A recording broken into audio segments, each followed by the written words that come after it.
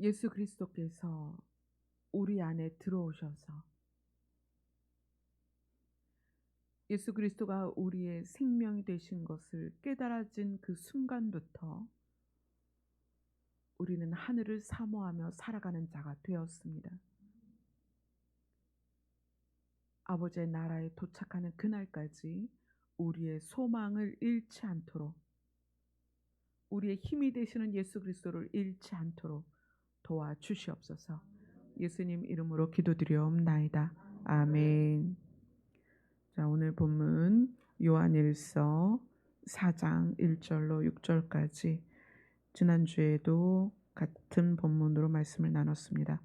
그래서 지난주에 나눈 말씀을 이어서 함께 보도록 하겠습니다. 요한일서 4장 1절로 6절 말씀 다 같이 읽겠습니다. 시작.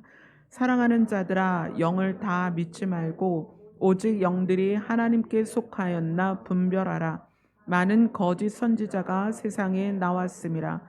이로써 너희가 하나님의 영을 알지니 곧 예수 그리스도께서 육체로 오신 것을 시인하는 영마다 하나님께로 속한 것이요 예수를 시인하지 아니하는 영마다 하나님께 속한 것이 아니니 이것이 곧 적그리스도의 영이니라. 오리란 말을 너희가 들었거니와 지금 벌써 세상에 있느니라. 자녀들아, 너희는 하나님께 속하였고 또 그들을 이기었나니 이는 너희 안에 계신 이가 세상에 있는 자보다 크심이라. 그들은 세상에 속한 거로 세상에 속한 말을 하며 세상이 그들의 말을 듣느니라. 우리는 하나님께 속하였으니 아는 자는 우리의 말을 듣고 하나님께 속하지 아니하는 자는 우리의 말을 듣지 아니하나니 진리의 영과 미혹의 영을 이로써 아느니라. 아멘. 예수 그리스도께서 육체로 오셨다는 것을 많은 이단이 본인들의 이론에 적용을 시켜서 현재 우리 눈으로 보이는 사람을 하나님으로 이야기를 해요. 그러니까 대표적인 이단이 신천지, 또 하나님의 교회. 그래서 그들은 하나님이 육체로 오셨다, 이 부분을 가지고 지금 살아있는 사람에 적용시켜서 자기들의 교리를 만들었습니다. 그러나 예수 그리스도께서 초림하셔서 우리에게 증거로 보이신 게 뭐냐면 죽었다가 살아나셔서 그 다음에 오시는 분은 다시는 죽지 않는 하나님으로 오시는 거예요.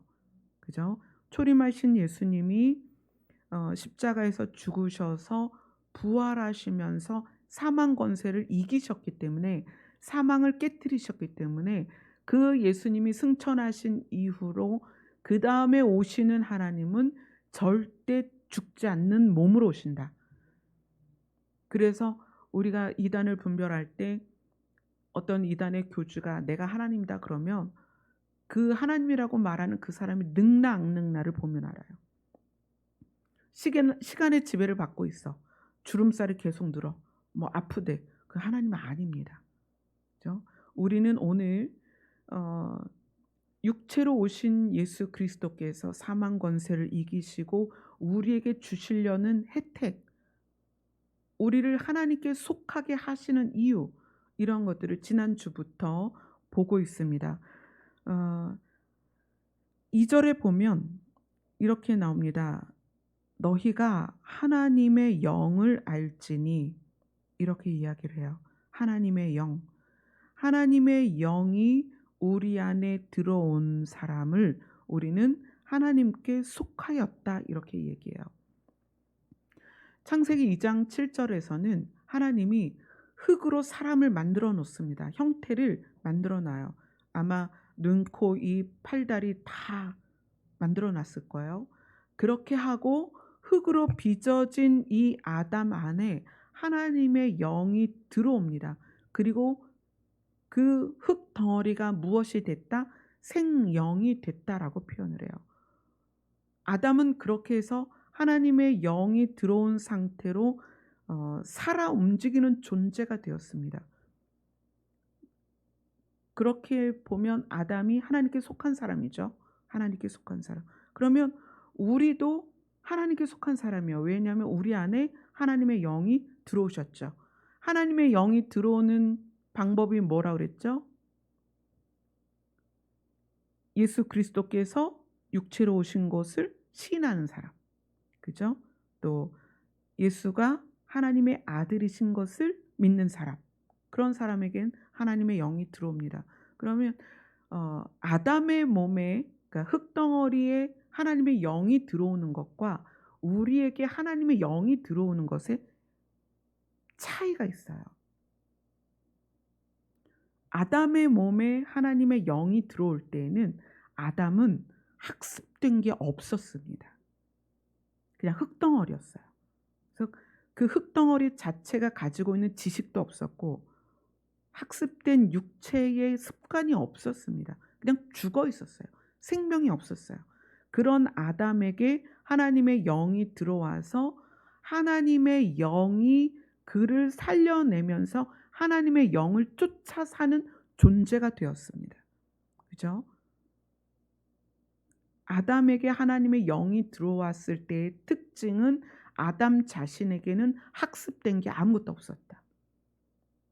육체도 지식도 학습된 게 없었다. 그래서 영이 이끄는 대로 온전히 살아간 거예요. 에덴에서. 근데 우리 안에 하나님이 영이 들어와서 우리도 아담처럼 하나님께 속한 사람이 되었는데 우리와 아담의 차이는 뭐냐면 우리는 학습된 게 있다는 거예요.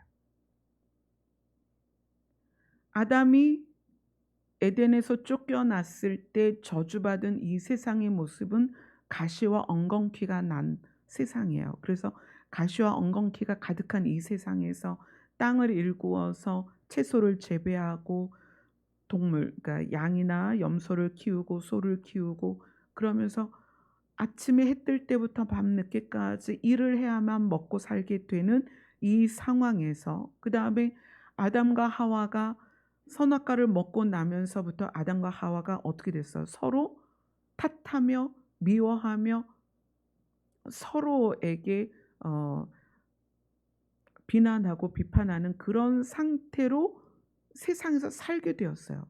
그 결과가 가인과 아벨의 그 모습이죠. 에덴을 누렸던 아담과 하와가 세상에서 어떻게 살았다? 서로 비난하고 비판하며 살았습니다. 그러다 보니까 첫 아들 가인과 둘째 아들 아벨의 모습이 형으로부터 살인을 당하는 그런 아벨의 모습이 나오죠. 우리가 하나님의 영이 들어오는 시점에 누구든지 우리는 무엇에 학습되어 있냐면 죄에 학습되어 있어요. 악한 생각과 악한 행동이 이미 학습되어진 우리의 하나님의 영이 들어왔다. 창세기 우리가 지난주에도 봤죠. 창세기 6장 3절에서 사람에게 하나님의 영이 계속 있을 수 없고 그래서 하나님의 영이 떠나고 사람은 뭐가 됐다? 육신이 되었다. 육신. 하나님의 영이 떠나니까 그 육신들이 무엇을 따라 살아가냐면 육신의 요구를 따라 살아간다. 그러니까 어떻게 되겠어요? 더 깊이 죄악 가운데 들어가는 거죠. 아담의 몸에 하나님의 영이 들어오는 것과 우리 몸에 하나님의 영이 들어오는 것은 상황이 굉장히 달라요. 그것에 대해서 이제 우리가 좀 더 진지하게 봐야 되는 거예요. 이미 영과 혼과 육이 있는 우리 상태에서 하나님의 영이 들어와서 우리의 영을 깨웁니다. 원래 영은 하나님께 속한 거였죠. 그러니까 우리의 영도 하나님께 속한 거예요. 그러나 이 영이 하나님과 분리된 상태에서는 죽어 있는 거고요. 잠들어 있는 거예요. 이렇게 영과 혼과 육으로 조직되어 있는 우리 안에 하나님의 영이 들어오면 어디로 들어가는 거예요? 내 영과 만나는 거예요. 그래서 내 영을 깨워서 하나님의 영이 내 영을 가르치시죠. 근데 이 내 영이 아담하고는 다르게 이미 죄에 학습된 안에 있기 때문에 하나님의 영이 들어왔을 때에도 이미 죄에 학습된 내 몸은 학습된 대로 살아가고 있다는 거예요. 신앙생활은 죄에 학습된 내 육과 혼이 하나님의 영의 가르침을 받아 변화되는 과정입니다. 그것에 대해서 이제 설명하는 부분들을 한번 보겠습니다. 로마서로 갑니다.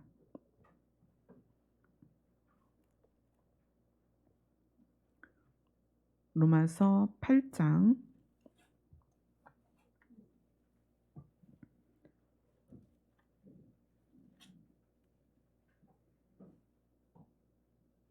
로마서 8장 5절로 17절까지 말씀입니다. 로마서 8장 5절부터 8절까지 우선 읽겠습니다. 로마서 8장입니다. 5절부터 8절까지입니다. 시작. 육신을 따르는 자는 육신의 일을, 영을 따르는 자는 영의 일을 생각하나니 육신의 생각은 사망이요 영의 생각은 생명과 평안이니라. 육신의 생각은 하나님과 원수가 되나니 이는 하나님의 법에 굴복하지 아니할 뿐 아니라 할 수도 없음이라. 육신에 있는 사람들은 하나님을 기쁘시게 할 수 없느니라. 아담은 처음 만들어졌을 때 그냥 흙으로 빚어놓은 상태였어요. 그래서 이 아담에겐 학습된 게 전혀 없었습니다. 그 상태로 하나님의 영이 들어가서 이 존재가 살아났어요. 그 유아기가 없었다고 그랬죠. 이미 살아났을 땐 어른이었습니다. 죄에 대하여 세상에 대하여 학습된 적이 없는 아담은 무엇에 의하여 살았냐면 영을 따라 영의 생각을 하며 살았다는 거예요. 누구의 영? 하나님의 영. 아담의 삶은 선악과를 먹기 전까지는 하나님의 영을 따라 하나님의 영이 생각하는 것을 아담이 쫓아 살았습니다. 그래서 죄에 빠질 수가 없었던 거죠. 물론 이제 사단이 나타나서 그를 미혹하면서 그 미혹에 빠지면서 선악과를 먹고 그것이 죄가 된 거지만 처음 아담은 그 육신이 죄에 학습되어 있지 않았다. 그런데 우리는 영과 혼이 영혼 육이 이미 죄에 학습된 상태에서 하나님의 영이 우리 안에 들어옵니다. 그래서 우리는 하나님의 영이 들어온 상태에서 그 상태에서도 고민을 하는 거예요. 하나님을 알고 예수님이 하나님의 아들이라는 걸 깨달았습니다. 믿어진 거예요. 이거는 뭐 마인드 컨트롤을 통해서 막 그거를 내가 붙잡고 있는 게 아니라 마음으로 믿어졌단 말이에요. 하나님이 아들 예수를 이 땅에 보내셔서 우리의 죄의 값을 치르게 하시고 우리를 하나님의 나라에 데려가기로 작정하신 그 계획에 대해서 인식하고 예수님이 그분이다라는 것이 믿어졌어요. 근데 믿어져서 하나님의 영이 우리 안에 들어왔는데 우리는 영과 혼과 육이 이미 죄에 대하여 학습되어 있는 거예요. 그래서 우리는 우리 자신이 육신을 따라 계속 살아갈 것이냐, 육신의 일을 할 것이냐, 육신이 원하는 생각을 할 것이냐, 아니면 하나님의 영이 내 안에서 가르치는 것을 따라갈 것이냐를 내가 결정을 해야 된다는 거예요. 자, 9절부터 11절까지 같이 읽겠습니다. 시작. 만일 너희 속에 하나님의 영이 거하시면 너희가 육신에 있지 아니하고 영에 있나니 누구든지 그리스도의 영이 없으면 그리스도의 사람이 아니니라. 또 그리스도께서 너희 안에 계시면 몸은 죄로 말미암아 죽은 것이나 영은 의로 말미암아 살아있는 것이니라. 예수를 죽은 자 가운데서 살리신 이의 영이 너희 안에 거하시면 그리스도 예수를 죽은 자 가운데서 살리신 이가 너희 안에 거하시는 그의 영으로 말미암아 너희 죽을 몸도 살리시리라. 우리 안에 하나님의 영이 들어오시면 우리의 영이 살아납니다. 그동안은 우리의 영이 잔다라고 표현을 하고 있지만 우리의 영이 하나님의 영을 만나서 살아나요. 왜냐하면 우리의 영이 하나님으로부터 출발한 거야.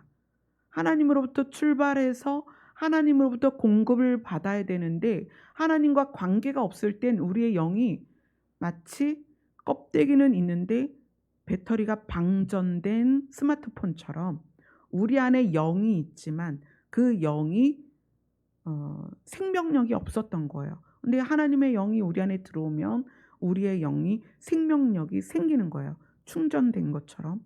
그런데 몸은 우리 몸은 누구나 다 죽잖아요. 오늘 새벽에 우리 교회에 그 최학권 선교사님 사모님의 모친께서 소천하셨다는 연락을 받았어요. 몸은 죽습니다. 하나님의 영이 우리 안에 들어와도 몸은 죽습니다. 그러나 언제 예수 그리스도가 이 땅에 오실 때에 우리의 몸이 어떻게 된다? 다시 살아난다. 그래서 영은 예수님의 영이 하나님의 영이 우리 안에 들어올 때 우리의 영은 살아나고 우리의 몸은 예수님이 이 땅에 다시 오실 때 우리의 몸이 다시 살아난다. 다시 살아나는데 어떻게?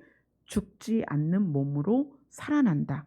자, 그 다음에 로마서 8장 12절부터 17절까지 읽겠습니다. 시작. 그러므로 형제들아 우리가 빚진 자로되 육신에게 져서 육신대로 살 것이 아니니라. 너희가 육신대로 살면 반드시 죽을 것이로되 영으로서 몸의 행실을 죽이면 살리니 무릇 하나님의 영으로 인도함을 받는 사람은 곧 하나님의 아들이라. 너희는 다시 무서워하는 종의 영을 받지 아니하고 양자의 영을 받았으므로 우리가 아빠 아버지라고 부르짖느니라. 성령이 친히 우리의 영과 더불어 우리가 하나님의 자녀인 것을 증언하시나니 자녀이면 또한 상속자 곧 하나님의 상속자요 그리스도와 함께한 상속자니 우리가 그와 함께 영광을 받기 위하여 고난도 함께 받아야 할 것이니라.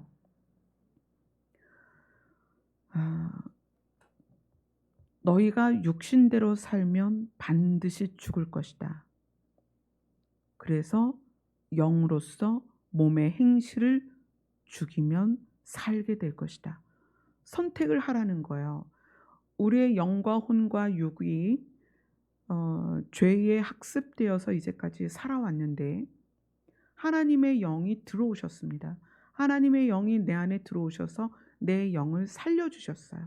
이제 내 영이 하나님의 영으로부터 인도를 받는 거예요. 지금 상태. 그래서 우리는 하나님의 자녀가 되었고 하나님을 아빠 아버지라고 부릅니다. 자, 16절에 보면 성령이 친히 우리 영과 더불어 우리 영과 함께 계셔서 14절에는 하나님의 영, 16절에는 우리의 영 이렇게 구분이 되죠. 우리 영이 우리 안에 있다가 하나님의 영이 우리 안에 들어오셔서 하나님의 영이 성령이시죠. 하나님의 영이 우리 안에 들어오셔서 더불어 우리와 함께 계시다는 거예요. 하나님의 영이 우리의 영과 함께 있어서 우리가 하나님의 자녀가 된 것을 깨닫게 하고 하나님을 누구라고 불러요? 아버지라고 부르게끔 하셨단 말이에요.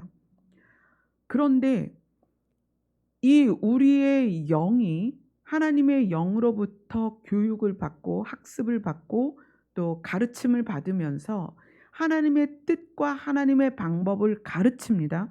그런데 우리의 영이 육과 혼에 의하여 끌려가 버리면 사망에 이른다는 거예요. 이 부분이 아니 하나님의 영이 우리 안에 들어오셨는데 어떻게 우리 영이 하나님의 영에 의하여 끌려가지 않고 내 육신에 의하여 끌려가느냐? 자, 이거는 음 하나님의 영과 나의 영의 관계, 또 나라는 사람과 하나님과의 관계라는 말로 설명을 할 수가 있어요. 관계는 관계는 우리가 리모컨으로 여러 가지를 조작을 하는데 리모컨으로 사람을 조작하는 게 아니기 때문에 그래요. 뭐다? 자유의지다. 아담이 하나님과의 관계를 단절하는 방법이 무엇이었냐면 자유의지를 사용한 거예요. 그래서 스스로 하나님과의 관계를 단절시켰습니다. 그래서 우리가 하나님과의 관계를 회복하는 데에는 자유의지가 반드시 발동이 돼야 돼요. 자, 그래서 하나님의 영이 우리 안에 들어오셨습니다. 하나님의 영이 들어오셔서 우리를 하나님의 말씀으로 가르치시죠. 그래서 우리의 영이 내 혼과 내 육에게 그것을 가르칩니다. 하나님의 영이 우리를 가르칠 때 그때 받는 감동을 여러분은 이렇게 표현합니다. 은혜 받았다. 아, 은혜 받았다. 그죠? 여러분이 찬양을 하다가 말씀을 듣다가 또는 개인이 말씀을 읽다가 또는 말씀을 공부하다가 또는 기도하다가 그 마음이 감동될 때 은혜 받았다 이런 표현을 많이 합니다. 그런데 딜레마가 뭐냐면 우리는 수십 년 은혜를 받았는데 삶이 변하지 않는 것에 대한 딜레마가 있는 거예요. 왜 이렇게 은혜를 받는데 내 삶은 변하지 않는가? 이유가 뭐냐면 은혜를 받으면서 우리는 어떤 개념을 갖고 있냐면 그 받은 은혜가 나를 저절로 바꿀 거라고 생각하는 거예요.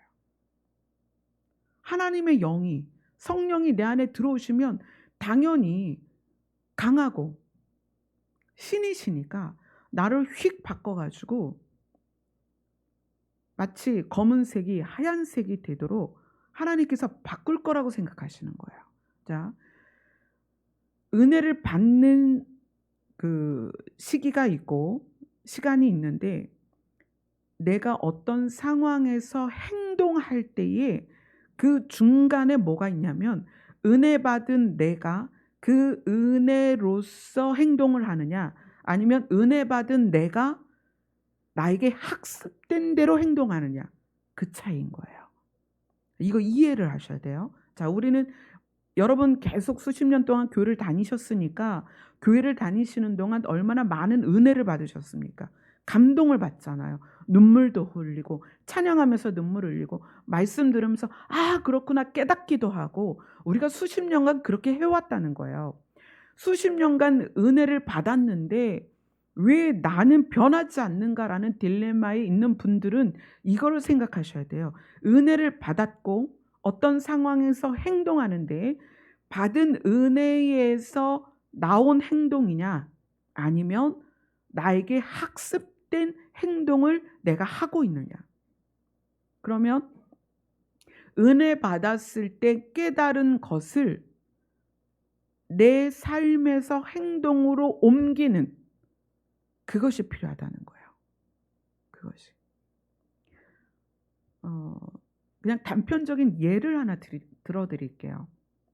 여러분이 이해하기 쉽도록.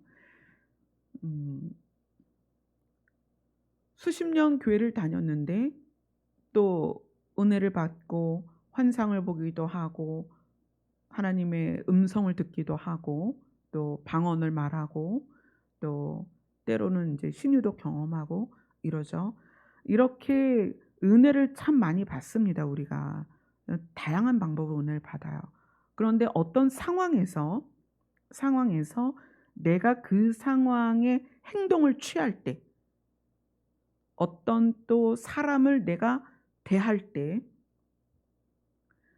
화를 내고 비난하고 욕을 하고 때리고 분노하고 미워하고 증오하고 그러면서 또 좌절을 해요. '아 내가 이러지 말아야 하는데 또 이랬다.' 근데 그런 경우에 이렇게 말하는 것을 제가 많이 듣습니다. 나는 상처가 많아. 나 우리 부모님한테 정말 많은 상처를 받았어. 그래서 이렇게 행동할 수밖에 없어. 또는 나는 예전에 학교 다닐 때 친구들로부터 이런 사건 안에서 왕따를 당하고, 또는 뭐 여자분들이나 남자분들이나 이제 어린 시절에 그런 성추행을 경험하는 경우가 있죠. 그런 걸 통해서 받은 상처가 나를 상황에 대처하는 어떤 방법들을 자꾸 학습시킨 것에 대해서 합리화시킨단 말이에요. 정당화를 해요. 그렇게 되면 부모에게 상처받은 것 때문에 내가 이렇게밖에는 할 수가 없어. 나 다 알아. 하나님이 뭘 원하시는지 알아. 그러나 난 내 상처가 너무 커. 그래서 이렇게 행동을 하는 거야. 그러니까 네가 나를 이해해 줘야 돼. 이런 시각을 갖고 자세를 가지면 하나님의 영이 내 안에서 나를 아무리 가르치셔도 내 삶은 변하지 않습니다. 그래서 어디를 쫓아가냐면 학습된 내 혼과 육을 계속 쫓아가는 거예요. 변하지 않아요. 은혜와 말씀과 하나님의 인도를 내 삶에 적용시키는 거에는 반드시 내 의지로서, 내 자유의지로 그것을 선택해야 된다. 그리고 그것을 삶에서 살아내야 된다. 오늘 본문에 우리를 향하여 하나님께 속했다라는 말씀을 계속합니다. 하나님께 속했다. 하나님께 속한 것의 특징이 무엇일까요? 하나님의 영과 하나님께 속한 영의 특징이 무엇일까요? 하나님께 속한 영은 과연 어떤 모습으로 세상에 드러날까요? 이제 우리가 하나님께 속했다라는 것을 하나님을 아버지라고 부르는 것으로 이미 증명하고 있습니다. 그러면 우리는 하나님의 영에 의하여 살아가야 돼요. 육신을 따라가는 것이 아니라 하나님의 영을 따라가야 된단 말이에요. 그럼 하나님의 영을 따라가는 것이 이 땅에서 사는 동안 어떻게 드러나는가? 자, 성경을 한번 봅시다. 우리가 지금 요한 1서를 보고 있죠. 요한 1서 4장 7절부터 보겠습니다.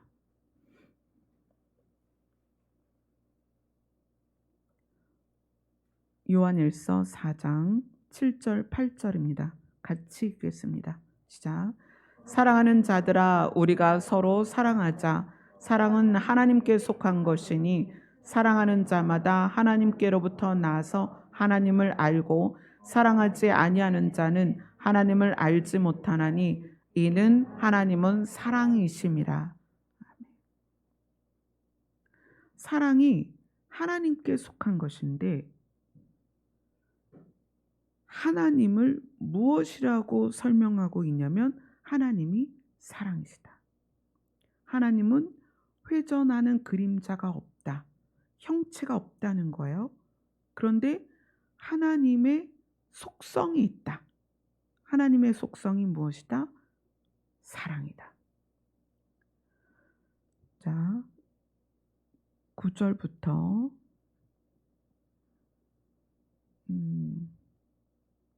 12절까지 읽겠습니다. 시작. 하나님의 사랑이 우리에게 이렇게 나타난 바 되었으니 하나님이 자기의 독생자를 세상에 보내심은 그로 말미암아 우리를 살리려 하심이라. 사랑은 여기 있으니 우리가 하나님을 사랑한 것이 아니요 하나님이 우리를 사랑하사 우리 죄를 속하기 위하여 화목제물로 그 아들을 보내셨음이라. 사랑하는 자들아, 하나님이 이같이 우리를 사랑하셨은즉 우리도 서로 사랑하는 것이 마땅하도다.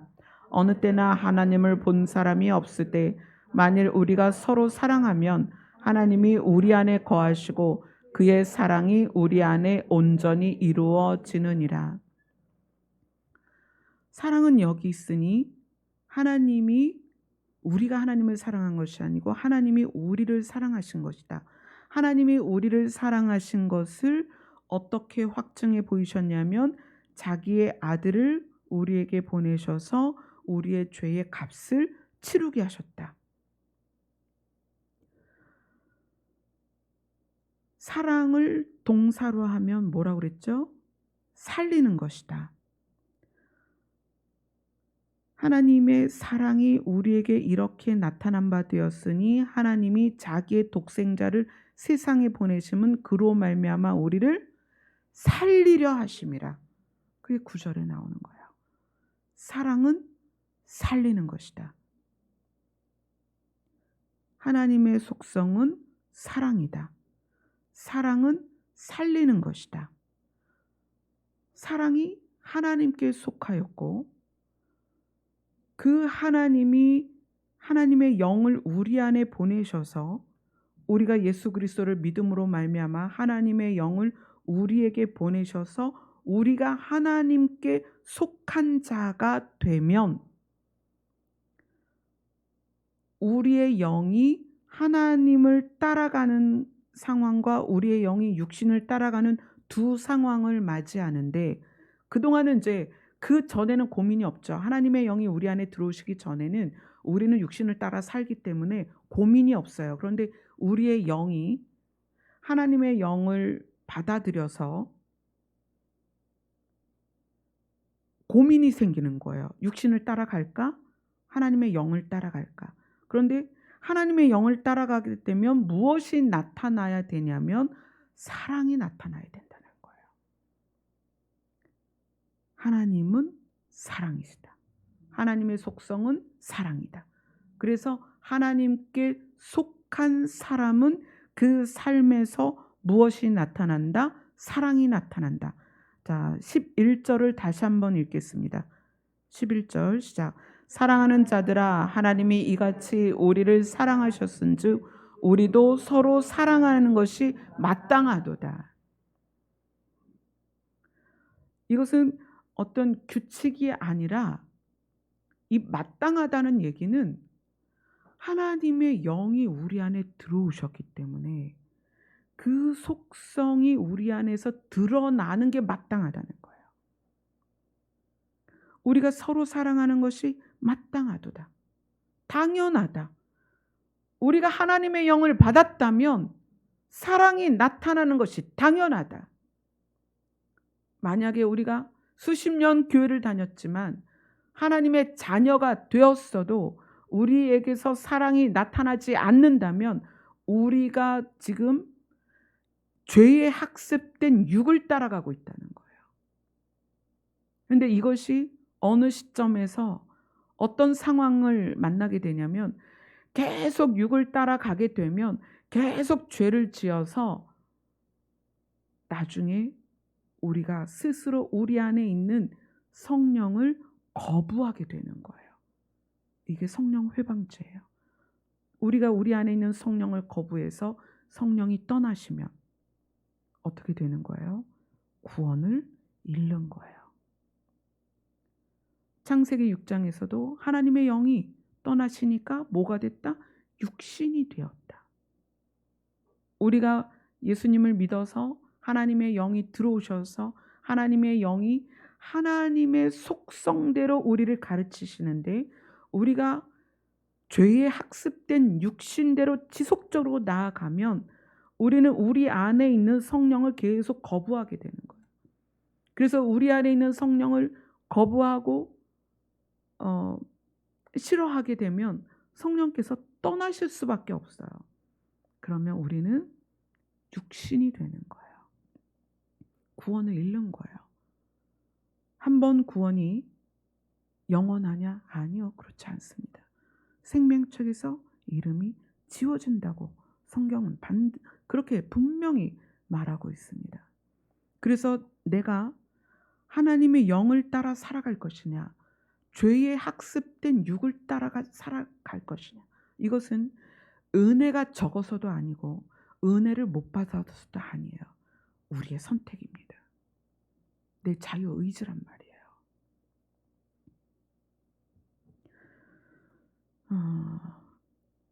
고린도전서로 갑니다. 고린도전서 12장으로 갑니다.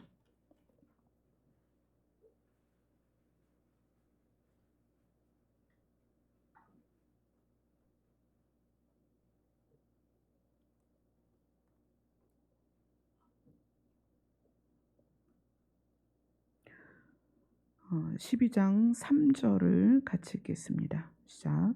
그러므로 내가 너희에게 알리노니 하나님의 영으로 말하는 자는 누구든지 예수를 저주할 자라 하지 아니하고 또 성령으로 아니하고는 누구든지 예수를 주시라고 할 수 없느니라.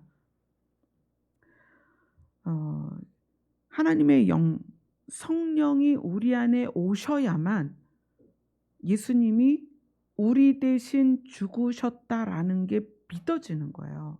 그리고 하나님의 아들이시다. 예수님 때문에 우리가 구원받았다라는 이 고백들이 배우고 학습돼서가 아니라 이게 믿어진다는 것은 성령이 내 안에서 그것을 가르치신 거예요. 성령이 내 안에 계신 것입니다. 그런데 그 성령이 내 안에 계시면서 드러나는 형태가 두 가지예요. 하나는 고린도전서 12장 4절을 읽겠습니다. 시작. 은사는 여러 가지나 성령은 같고. 자, 성령이 내 안에 계시면서 여러 가지 은사로 나타납니다. 그러니까 그 은사가 뭐 가르치는 것도 되고 또 치유하는 것도 되고 은사로서 예언을 말하기도 하고 또 방언을 말하기도 하고 지식이 열리기도 하고 또 환상을 보기도 하고 성령이 내 안에서 육을 초월한 현상들을 만들어내세요. 왜냐하면 성령이 하나님의 영이기 때문에 육을 초월한 현상들을 만들어냅니다. 그래서 저 같은 경우엔 이제 상담을 하다 보니까 그 내담자가 하나님께서 살리고자 하는 분이잖아요. 그러니까 이 사람을 살려야 되기 때문에 저에게 지식을 열어주실 때가 있어요. 지식이라는 거는 그분의 뭐 그 상황, 어떤 상황 또는 문제 아니면 문제를 해결할 수 있는 어떤 정답, 어떤 그런 것들을 알게 하시는 어떤 사건의 정황 뭐 이런 것들을 알게 하시는 그런 경우가 있어요. 뭐 예를 들어서 저희 교회에 나오는 어떤 집사님이 계셨는데 제가 교회에 있는데 전화가 왔어요. 꽤 오래전 얘기예요. 거의 한 4년 정도 전 얘기인데 그 집사님이 목사님 큰일 났어요. 저희 둘째가 잡혀가게 생겼다는 거예요. 둘째가 그때 당시에 중학교 2학년짜리 중학교 3학년 때인가 남자아이였어요. 그래서 아니 그 아이가 왜 그러냐 그랬더니 성추행을 했다고 고소를 당해서 지금 학교에서 난리가 났다는 거예요. 난리가 났대요. 그래서 지금 학교에서 전화를 받고 가고 있는 중이래요. 근데 그 순간적으로 그 사건의 정황을 그냥 다 알려주시는 거예요. 그래서 제가 그 집사님한테 얘기했어요. 집사님, 걱정하지 말고 학교에 가면 담당 선생님을 만났을 때 이렇게 얘기를 해라. 우리 아들은 가해자가 아니고 피해자입니다. 아마 선생님들이 의아해하겠죠? 피해자라고 고소한 그 여학생을 불러달라고, 대면시켜달라. 우리 아들이 피해자다. 이렇게 얘기를 해라. 그랬더니 처음에 이해를 못하더라고요. 그래서 걱정하지 말고 학교에 가면 우리 아들이 피해자고 여학생이 가해자라고 분명히 얘기해라. 그리고 대면시켜달라 얘기해라. 그랬어요. 그래서 그 집사님이 학교를 가서 이제 몇 시간이 흐른 후에 전화가 왔어요. 목사님 어떻게 하셨어요? 그거는 이제 하나님께서 알려주시는 거지. 그랬더니 상황이 어떤 상황이냐면 그 집사님 아들은 굉장히 호리호리하고 작아요. 근데 그 동네에 여고생들 둘이 이 아이를 잡아간 거예요. 옥상으로 끌고 간 거예요. 근데 이 남자애가 너무 어리니까 막 무서워하고 그러니까 풀어준 거야. 근데 인제 이 남자아이가 자기들을 고발할까 봐 이 여학생들이 선수를 친 거예요. "어느 중학교에 누가 있는데 걔가 우리를 추행을 하려고 했다." 이렇게 고발을 한 거예요. 그래서 대면을 했는데 여학생들이 더 무섭게 생긴 거예요. 그러니까 선생님들이 봐도 이건 남자애가 도저히 넘볼 수 없는 이따만한 여학생들인 거예요. 그래 가지고 반전이 일어난 거예요. 그러니까 남학생이 피해자고 여학생들이 가해자로 그렇게 사건이 바뀌었어요. 그러니까 어 하나님은 살아계시니까 모든 상황을 보시고 아시잖아요. 그래서 성도들을 지키기 위해서 어떤 그러한 지식을 열으실 때가 있어요. 그건 지식이죠. 지혜랑은 좀 다르죠. 원래 있었던 상황을 알게 되는 거니까. 그게 성령께서 하시는 일이에요. 그러나 성령이 은사로만 드러나는 게 아니라는 거는 이 은사는 성령의 활동이에요. 활동. 은사는 그러면 성령의 본질이라는 게 있을 거 아니에요. 우리는 은사를 더 주목하여 보지만 은사는 성령의 활동 성령의 활동이에요. 그럼 성령 자체의 본질이 있을 거 아니에요. 그죠? 그거를 고린도전서 12장 31절을 읽겠습니다. 12장 31절입니다. 시작. 너희는 더욱 큰 은사를 사모하라. 내가 또 가장 좋은 길을 너희에게 보이리라. 은사가 아주 다양하니까 각각 이제 소원하는 은사들을 구하도록 이야기를 하는데 더욱 큰 은사가 있다. 이 은사를 사용하는 길을 너희에게 보일 것이다. 이 길이라는 것은 여러분 상상해 보세요. 도로 위에 얼마나 다양한 차들이 있어요. 그죠? 뭐 트럭도 있고 택시도 있고 승용차는 이제 승용차 종류도 다양하죠. 그런데 길은 방향이고 목적지까지 가는 통로예요. 그 차량의 종류가 아무리 다양해도 그 길을 벗어나면 가고자 하는 목적지에 갈 수가 없어요. 차량의 종류는 성령의 은사입니다. 그러나 이 성령의 은사가 길을 벗어나면 목적하는 곳으로 갈 수가 없다는 얘기예요. 그리고 그 길을 내가 너희에게 보여줄 것이다 라고 하면서 시작한 게 고린도전서 13장이라는 거예요. 다양한 은사가 본질을 떠나면 목적을 이룰 수 없다. 그리고 그 본질을 알려주고 있습니다. 고린도전서 13장 1절부터 8절까지 같이 읽겠습니다. 시작. 내가 사람의 방언과 천사의 말을 할지라도 사랑이 없으면 소리나는 구리와 울리는 꽹과리가 되고 내가 예언하는 능력이 있어 모든 비밀과 모든 지식을 알고 또 산을 옮길 만한 모든 믿음이 있을지라도 사랑이 없으면 내가 아무것도 아니요 내가 내게 있는 모든 것으로 구제하고 또 내 몸을 불사르게 내줄지라도 사랑이 없으면 내게 아무 유익이 없느니라. 사랑은 오래 참고 사랑은 온유하며 시기하지 아니하며 사랑은 자랑하지 아니하며 교만하지 아니하며 무례히 행하지 아니하며 자기의 유익을 구하지 아니하며 성내지 아니하며 악한 것을 생각하지 아니하며 불의를 기뻐하지 아니하며 진리와 함께 기뻐하고 모든 것을 참으며 모든 것을 믿으며 모든 것을 바라며 모든 것을 견디느니라. 사랑은 언제까지나 떨어지지 아니하되 예언도 패하고 방언도 그치고 지식도 패하리라. 영원한 상태, 영원한 나라에 가면 사랑만 남습니다. 거기에서는 예언이나 방언이나 지식이 필요가 없어요. 거기는 사랑만 남습니다. 왜냐하면 성령이 거기에서는 활동할 필요가 없어요. 무엇만 남는다? 성령의 본질만 남는다. 자, 다시 아담은 학습된 게 없었습니다. 그래서 하나님의 영이 들어왔을 때 하나님의 영의 이끌림을 받았습니다.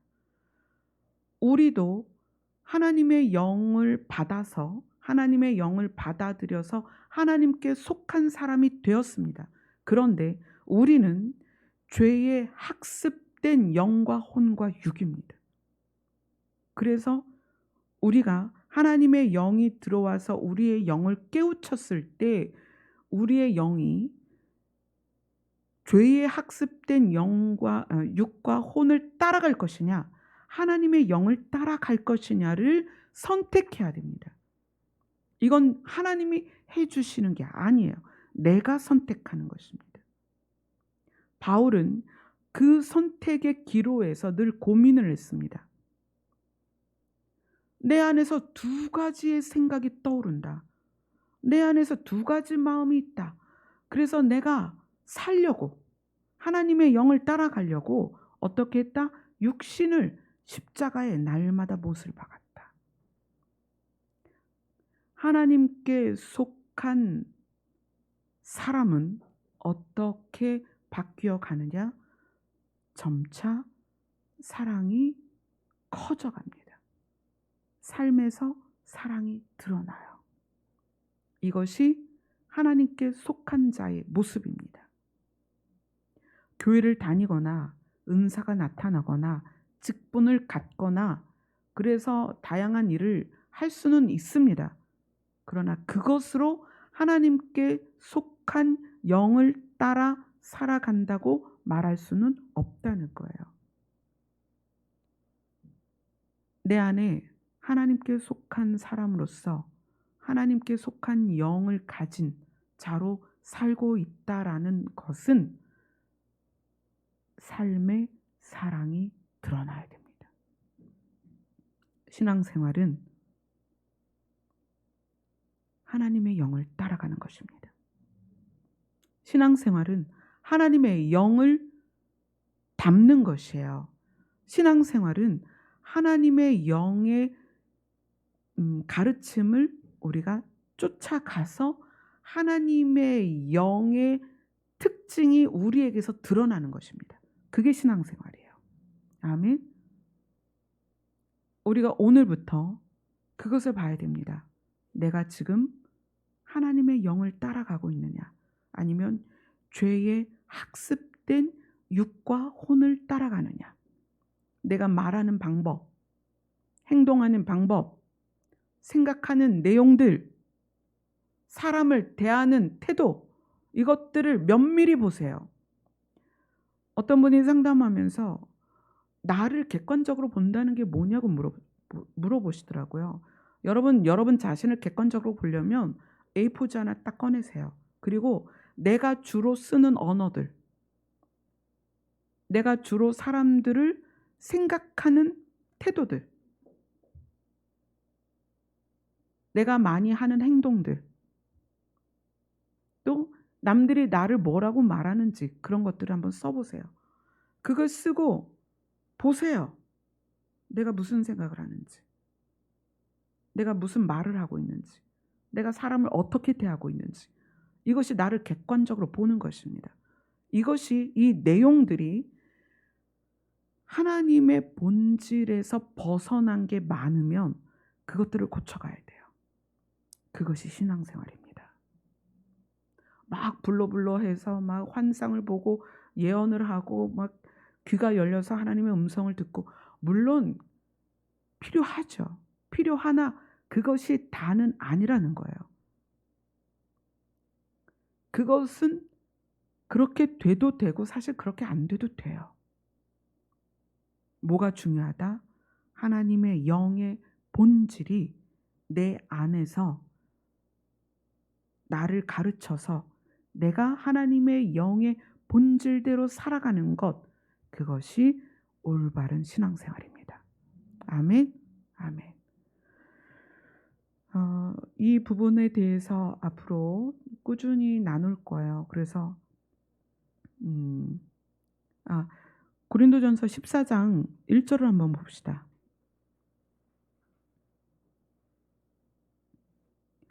고린도전서 14장 1절 같이 읽습니다. 시작. 사랑을 추구하며 신령한 것들을 사모하되 특별히 예언을 하려고 하라. 신령한 것들이 참 많다. 성령의 활동들이 굉장히 다양하게 나타나는데 예언을 했으면 좋겠다. 그런데 전제 조건이 있습니다. 사랑을 추구하며. 이거는 이제 다른 성경에서는 사랑을 따라서 다른 것들을 구해라 이렇게 표현이 되어 있는데, 추구라는 것은 사전적인 의미가 이런 거예요. 목적을 이룰 때까지 쫓아가는 게 추구입니다. 목적을 이룰 때까지 따라 쫓아가는 것. 그러면 사랑을 추구한다는 것은 사랑이 목적이 되는 거예요. 사랑을 추구한다. 사랑이 목적이 되어서 내가 사랑을 이루어낼 수 있을 때까지 쫓아가라는 거예요. 사랑을 쫓아가는 거예요. 추구가 결론이다. 그러면 사랑을 추구하면 결론이 사랑이 되겠죠. 하나님의 나라를 추구한다. 그러면 하나님의 나라가 결론이 되겠죠. 성령에 대해서 이야기하면서 14장 처음을 뭐라고 말하냐면 사랑을 추구하라고 이야기해요. 사랑이 목적이라는 거예요. 우리의 신앙생활은 세상이 가지고 있는 교육단체가 아니에요. 교회를 다닌다는 것은 사람이 신을 만나는 거예요. 사람이 신을 만난다는 것은 육에 제한되어 있지 않다는 거예요. 그래서 육에 제한되어 있지 않고 신의 영역에 있는 것들을 경험할 수 있습니다. 신앙생활을 하면 당연한 거예요. 그런데 신앙생활은 또 그 신의 본질, 그 신의 본질을 닮아가고 그 신의 본질이 내 안에 물들어서 신의 본질대로 살아가는 것, 그것이 신앙생활입니다. 굉장히 중요한 거예요. 이것을 놓치면 나중에 바리새인처럼 되고 사두개인처럼 되고 제사장처럼 됩니다. 그래서 예수님이 이 땅에 오셔서 만나는 사람들에게 이렇게 가르치세요. 창기와 죄인들이 바리새인보다 제사장보다 먼저 천국에 들어갈 것이다. 이렇게 말씀을 하십니다. 우리는 이미 하나님의 영을 받았습니다. 여러분들은 예수님이 믿어지는 사람들이에요. 이건 학습돼서 믿어지는 게 아니고 내 영을 성령께서 가르치셔서 하나님의 아들이 이 땅에 오신 이유도 믿어지고 하나님의 나라도 믿어져요. 그러면 여기에서부터 이제 신앙생활이 시작되는 거예요. 믿어졌으니까 신앙생활이 시작되죠. 신앙생활은 무엇이다? 하나님의 영의 본질대로 우리가 바뀌어가는 것. 이것이 신앙생활입니다. 아멘. 아멘. 기도하겠습니다.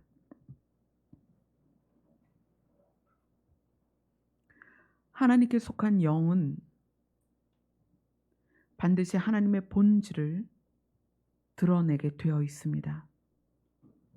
우리가 하나님께 속한 자로서 우리의 영이 하나님의 영으로부터 교육을 받고 가르침을 받고 더불어 함께